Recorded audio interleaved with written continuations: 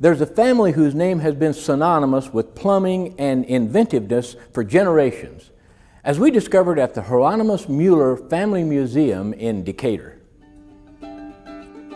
It's a name stamped on valves and pipes across the world, and it began in the mid-1800s when Hieronymus Mueller settled in Decatur. And while the sign on his door proclaimed his skills as a key and gunsmith, he was much more than that.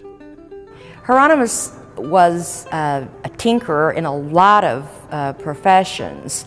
And tinker, I think, is an understatement of the word. He was a genius, and one of the things he tinkered around with and worked on was underground plumbing.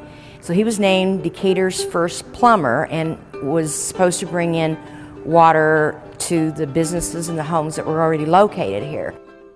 Because he hated getting wet. He was always like having to go down there and unplug something from this, it's like a wooden water main, and then he'd try to get that plug back in, and he was always like knee deep or neck deep in water, and he was just so tired of it, and he kept thinking, there's got to be a better way.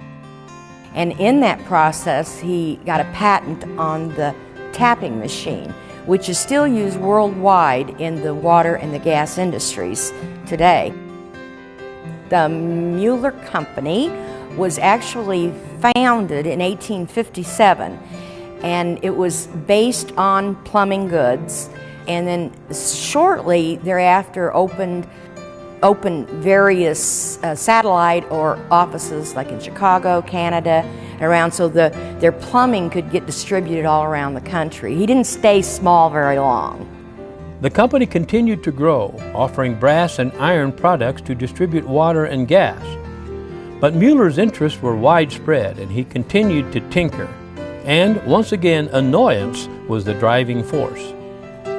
Mr. Hieronymus Mueller brought the first car to Decatur in 1895, and it was a Benz, because he hated horses. He was scared to death of horses. But as soon as this car got off the boat or whatever, he hated it because it wouldn't go backwards and only went forward in one gear. So he and his sons, Fred and Oscar, who were also part of the genius of the family, got inventions and patents on the spark plug and the variable speed transmission, water-cooled radiator.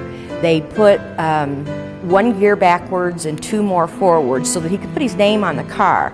He even entered the car in one of the first auto races held in Chicago, and won.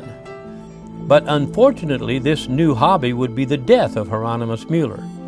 In 1900, while working on another car, his oil-soaked clothing caught fire. He died 10 days later.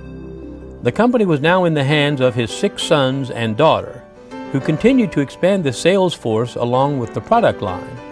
Soon they were offering a complete line of bathroom fixtures in a variety of colors.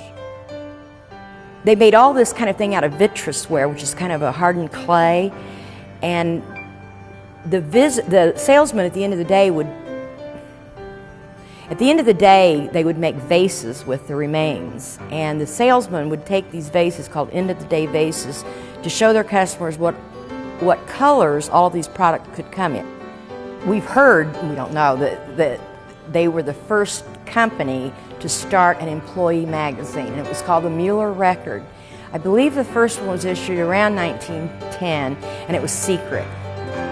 Eventually, the company would introduce copper plumbing and other innovations, but they're probably best known for the fire hydrant.